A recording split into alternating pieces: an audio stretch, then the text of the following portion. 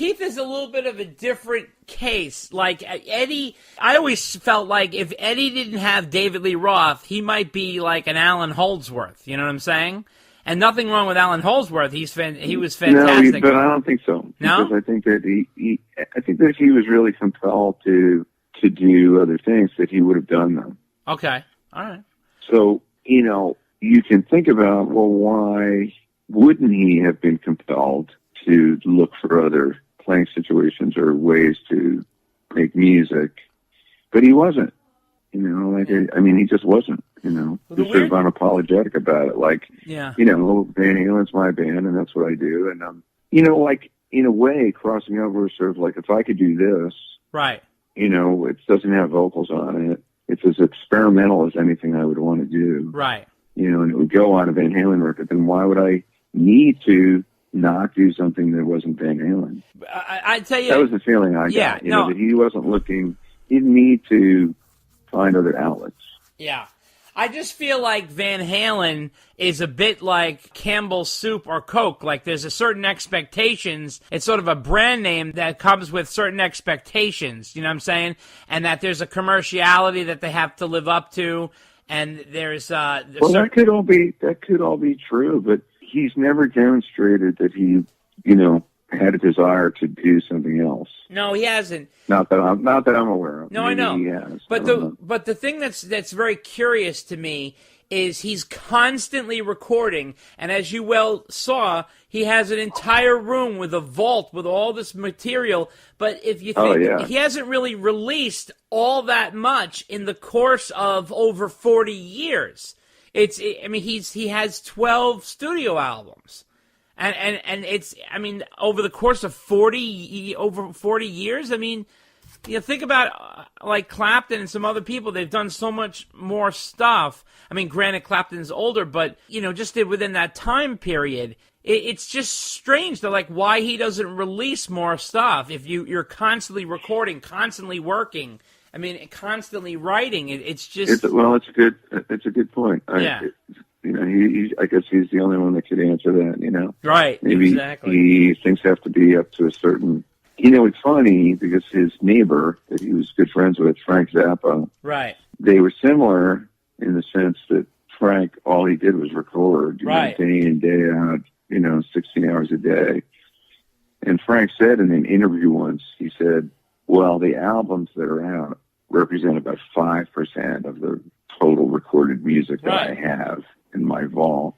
Right. But that being said, Frank Zappa put out like 50 albums in his lifetime. Right. Well, that's what I'm trying to say. It's like, of course. Think about Prince or even like people who are more prolific. You know what I'm saying? It's just bizarre. Like there have been.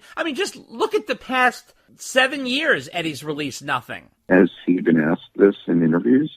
Look, I don't know. He doesn't really do all that many. He speaks mainly to the guitar magazines because he feels comfortable speaking to guitar magazines. He really doesn't speak. He's not all that comfortable doing interviews. I actually interviewed Eddie during this time, during the Balance time in 1995, and he's a difficult dude to interview. It's so funny because I've interviewed both Dave and Eddie, and I've actually interviewed everybody in the band with the exception of Wolfie.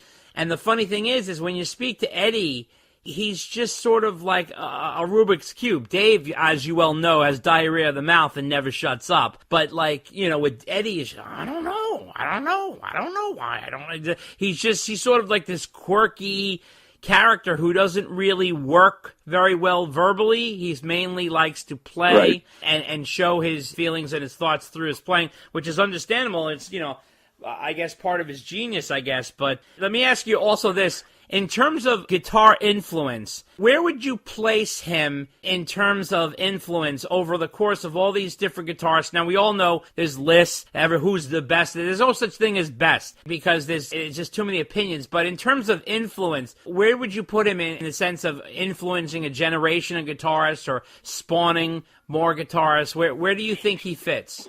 Well, it's going to sound corny, but Eddie, to me, is on a very, very short list of guitar players that you could say, there's the before and after guys. Right. Like when that guy showed up, every guitar player was influenced by them, right, no matter what. Right. And so, like Billy Cox, who's Jimi Hendrix's bass player, he right. likes to say, in reference to Hendrix, right. he said there's two kind of guitar players, the ones that have been influenced by Jimi Hendrix and the ones that won't admit it. Now, right. Eddie has always said that he wasn't really influenced by Hendrix. Right. So, you know, he probably felt that he wasn't. You know, right. like he would go on and on about how much he was influenced by Clapton. Right. Isn't there a version of Crossroads that they did, like a live version of Crossroads? And Eddie does like the Eric solo, like note for note or something. Not on a Van Halen. He did it on an interview once. Yeah. No, I heard it like on maybe it was I don't know, like a short-lived thing or a special release or. Trying to think. Well, or it was the flip side of like something. It was him and Sammy. I know it was when it was with Sammy. Sammy has done it live with other people at Cabo. Oh yeah. And I know Ed has played like a brief part of it in like, I want to say it was in 2007, 2008, or even more recent than that, in terms of, you know, they play like You Really Got Me, and then they would, you know, just start kind of jamming, and then Ed would go into Crossroads or some other song, and then they jump back.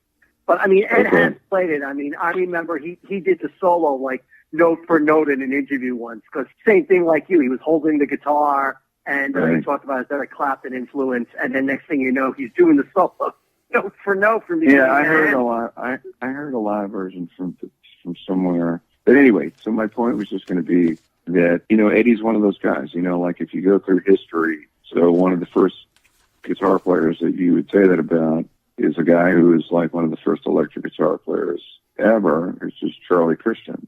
Mm-hmm. You know, Charlie Christian's jazz guitar player. I mean, every guitar player, you know, post 1940 was influenced by Charlie Christian because he did things that no one did on the guitar beforehand. Right. And I mean, you could say that about Robert Johnson, you know, for acoustic, you know, Mississippi Delta blues style of playing. Every blues guitar player, Delta blues guitar player, people that were even contemporaries of his were influenced by him because what he did was so powerful and distinct and at the cutting edge of, you know, that genre.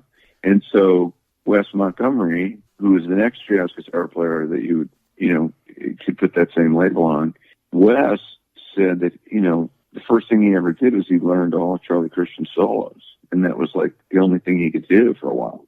Right. But then Wes's playing became so distinct and unique that he influenced every jazz guitar player. Anybody that picks up the guitar and wants to play jazz is influenced by Wes Montgomery. Sure. And so there's very few guys. There's Charlie Christian, if you want to talk about electric guitar. There's Charlie Christian, there's Wes Montgomery, there's Les Paul, of course. There's Jimi Hendrix. Right. And there's Clapton, definitely. Right. Because in the realm of blues, B.B. King is the most influential blues guitar player ever. Sure. Electric blues, that style of blues. And Clapton emulated B.B. King more than anything else. And then, of course, Clapton became Clapton. So, you know, in rock, right, you know, his influence it may be even stronger. It probably is even stronger than Jimi Hendrix. Right. But Eddie was the next guy to come along. Like, there really wasn't anybody after Clapton and Hendrix that were as iconic as, you know, all of a sudden, I mean, I'll never forget a friend of mine playing the Eruption for the first time. Sure. And it was like, I never heard anybody play guitar or anything like that. Right. Completely mind-boggling. Right. Sure. It was just so original. Right. And so the next thing you know, I mean, I had a conversation with someone recently about how kind of it was so funny that you had all these guitar players all of a sudden emulating Eddie's style. Right. You like, what's his name, Steve Lynch, the guy that was in Autograph.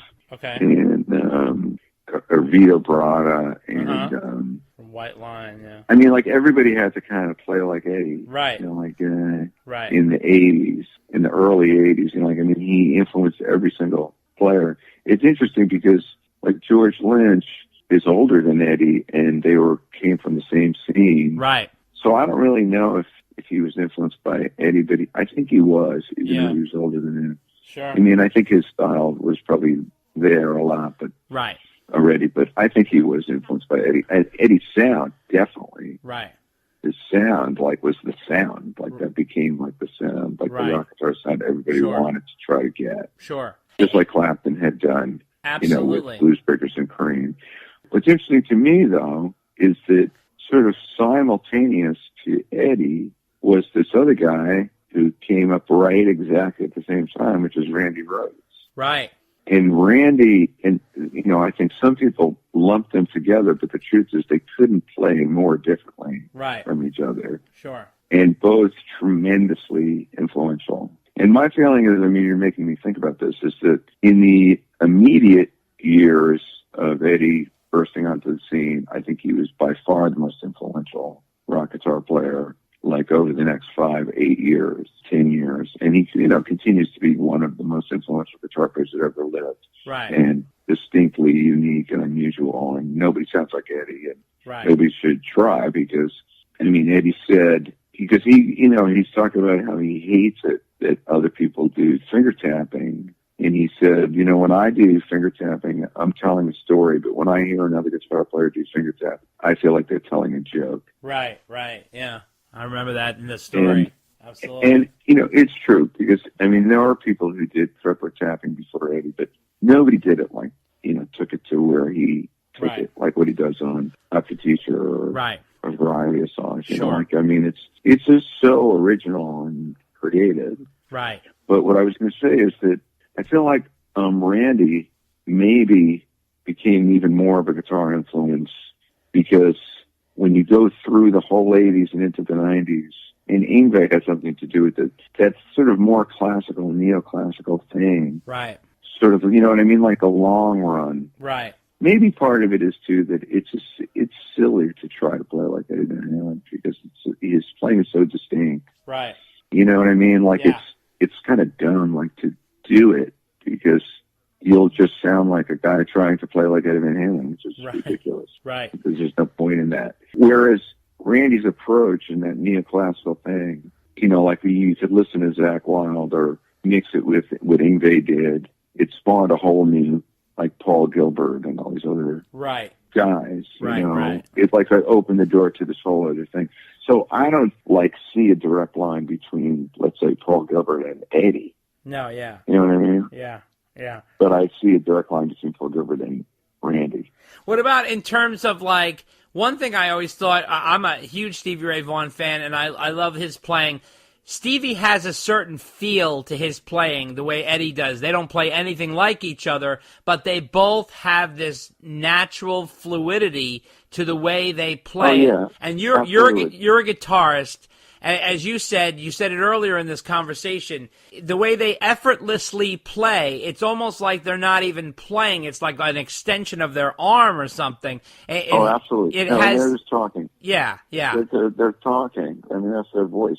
So, I just wrote this book, this biography of Stevie Ray Vaughan. Right.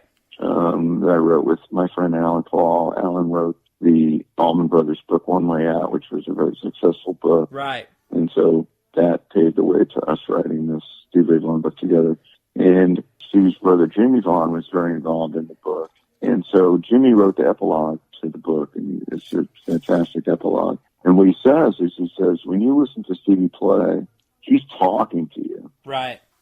You can hear him talking to you. Sure.